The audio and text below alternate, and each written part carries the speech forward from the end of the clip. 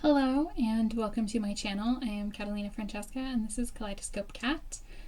And we are here for 31 Days of Tarot 2020, days 26 through 29. So the prompt for day 26 is to show your tarot journal. I have several, so I'm only going to show you a couple of them. This is one of them. This actually isn't only a tarot journal. This has a couple of other things in it for like working with spirit, but it does have some tarot stuff in it as well. So that is one of them.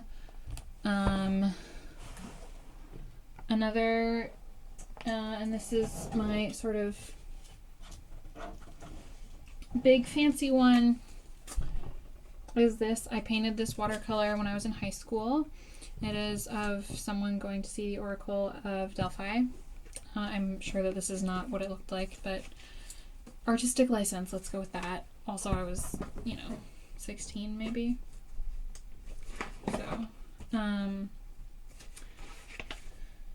So this, I actually started this binder when I was first learning about tarot, and it has so it has like suit correspondences, so it has like a list, so it has a bunch of lists, and then it has an entire section with a page for each tarot card, where I actually need to get back to doing this, but basically what I need to do, what I was planning to do, is to use these pages and write down my own experiences with each of these cards. And then let's see, I also have a section for some spreads.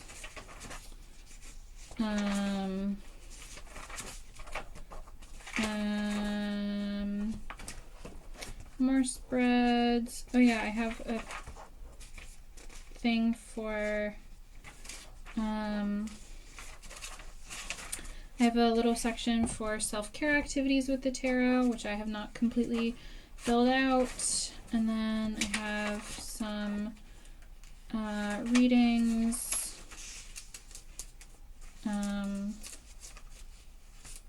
Some reading notes in the back here. It's been a while since I looked at this one, actually. And then my other tarot journal is over there on my bed. And that is actually a digital tarot journal, which is in my iPad. So I'm actually not gonna show that one off because I'm not actually gonna show you like pages from it, so you would just be looking at my iPad. So 27, what is the strangest place you read in the last decade, and tell us about the reading? I mean, I did some like sort of readings on the commuter train in Portland. I think it's called the Max. This past semester, yeah, it's the Max. In Portland this last semester. I think that's probably the weirdest place I've ever done a reading. And to be honest, I don't really remember what they were about. Probably school. Question 28 is, have you ever turned someone from a tarot non-believer to a tarot enthusiast? No, but I am helping my sister learn tarot currently. So maybe? Possibly in process. Let's go with possibly in process. And then question 29 is list top 5 underrated tarot decks. So I have some tarot decks here that I think are underrated. And I'm actually going to start with next one, which I'm sure you all know and love, but the Rider-Waite-Smith, which I do happen to think is somewhat underrated.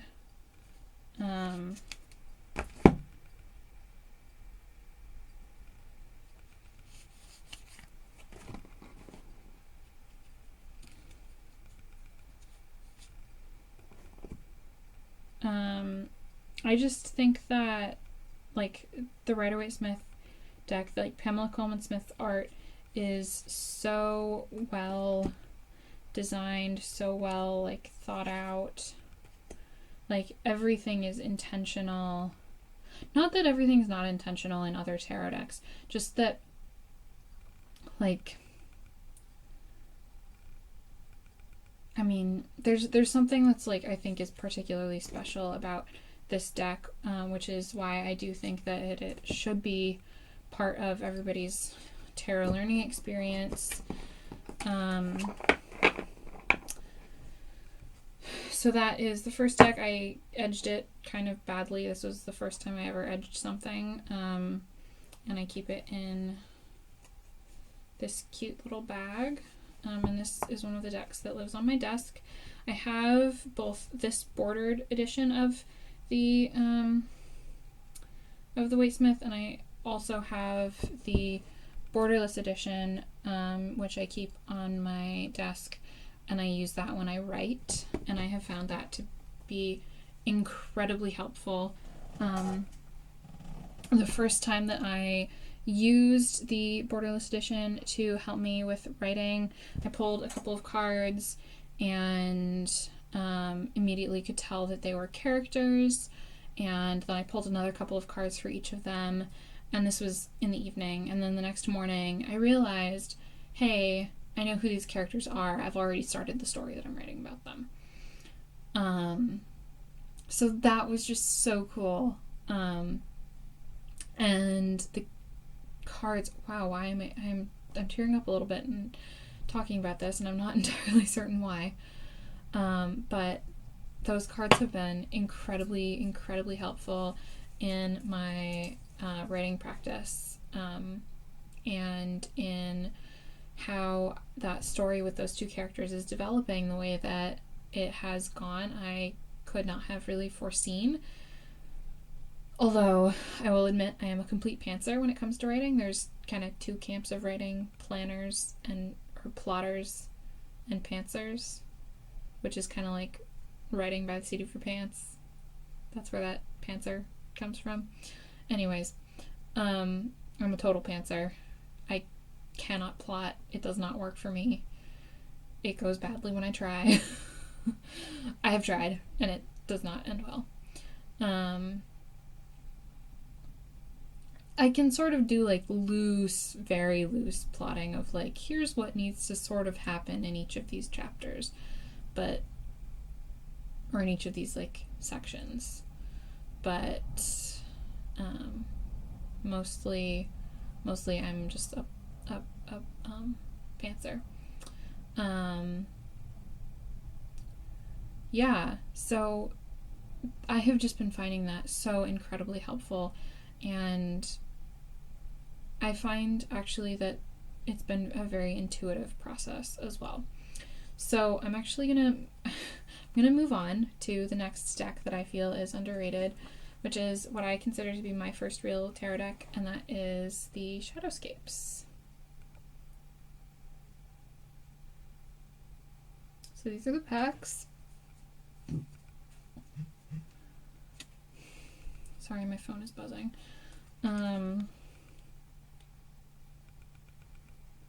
So I just love this deck. I don't think it should have been my first deck. I really think that I should have at least gotten like a Waite-Smith deck to go with what I had, to go with this. I think that would have been really helpful, but this is the deck that I had as my first deck, and I just love it. I think that there's so much like beautiful imagery in it, and I just don't really see anybody talking about it. So that is the Shadowscapes Tarot. I also edged this one in this sort of light lavender color. I'm not sure if you can tell. And I have this lovely blue bag that I keep it in.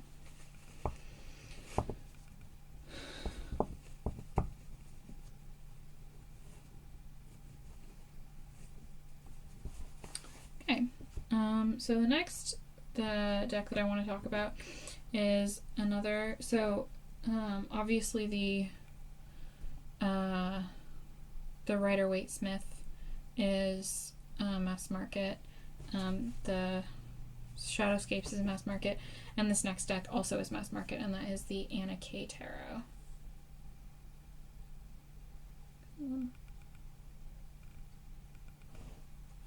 So the Anna K Tarot was one of the first 5 decks that I got, and I just love it. I think it has a very like storybook feel to it. I actually really love this 8 of Rods.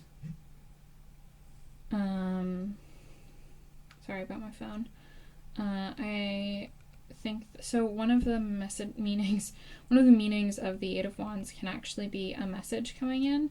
A message that's like quick, fast moving, so probably not a scroll from a messenger, but like more of like an email sort of deal. And that's a meaning of the 8 of Wands that I learned in some of the tarot books that I started out with. So I actually really like that this one shows that message aspect more than the like moving swiftly aspect. I don't love that. I think that the 10 of Cups and the 9 of Cups should have been switched in this deck.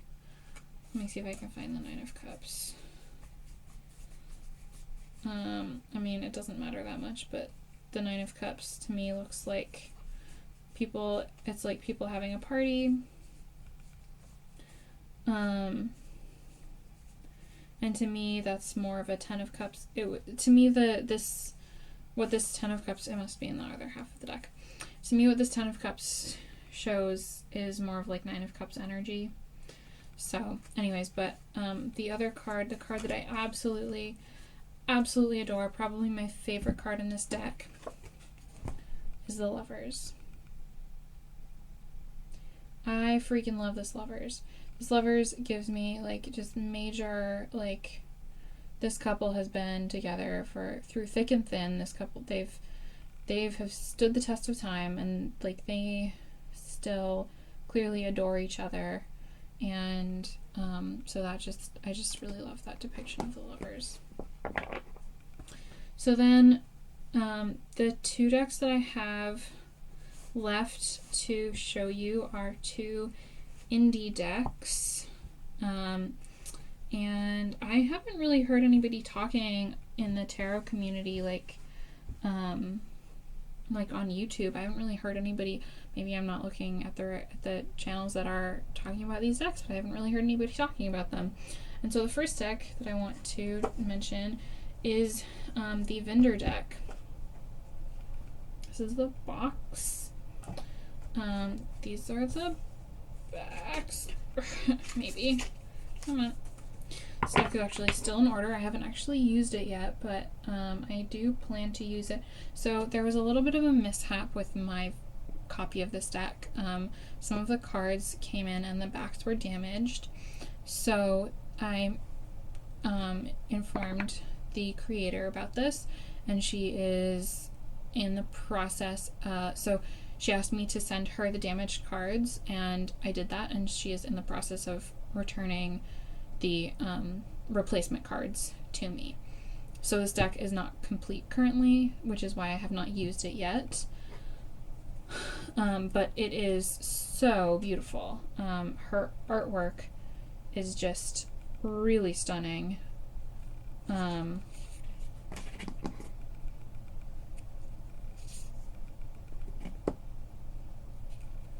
It's like it's sort of, is monochromatic the right term? It only uses one color throughout each of the suits. It's just really, I think it's just really beautiful. It's a little bit more pippish than what I am exactly used to, so that's going to be interesting for me.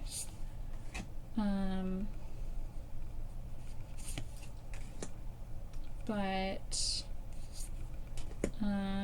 yeah, I'm very excited to work with this deck. Oh, and it is edged in this gorgeous, gorgeous yellow. So I'm very excited to work with this deck when those cards arrive. So yeah, it comes in this nice 2-piece box. Yeah. It's just, it's beautiful. And the last deck, and this is the one that I think is the most important, so thank you very much if you are still watching. The last deck that I want to talk about is the Stolen Child Tarot, and I have edged mine in this green. This is what the backs look like. And these are the cards. I do not use this deck for anybody but me. And this deck has become really, really important to me. So it does rename the suits. So Zephyrs are swords. So air. Some other Zephyrs card that's not useful. Flame is wands. Oak is pentacles. Oh, I love this card. This card just makes me feel things.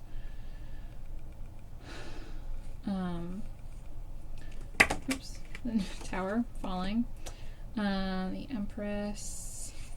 These cards, when I looked at the images on the Kickstarter page, just made me weep. So this deck has really become what I would consider a soul deck, as in, like, look at this Emperor,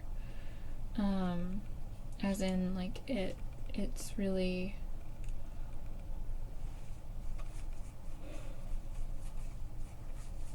just let me see if I can find a Cups card. It's really just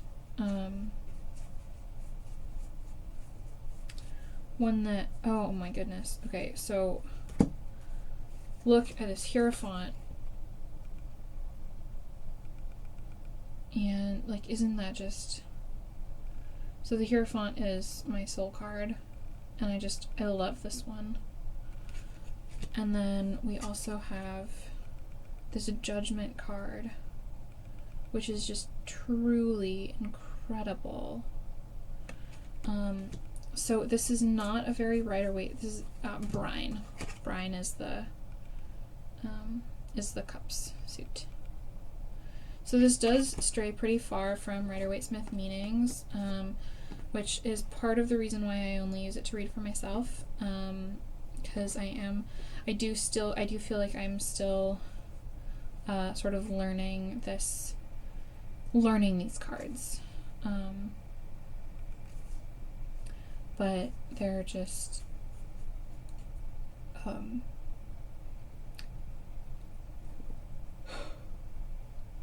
they mean a lot to me. So I will be leaving a link to where you can find these in the description box below. So I would honestly, I think that more people should be using this deck, and I think that it should be more out in the world.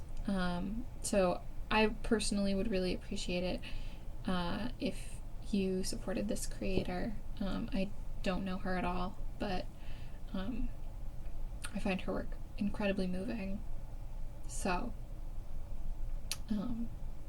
if you like what you see, there will be a link. I mean, I'll be linking to where you can pick up all of the decks if you are interested. But this one, I keep it in this little elephant pouch. which I think is just perfect for it. Yeah, so thank you so much for watching, and happy taroting if you tarot. Bye.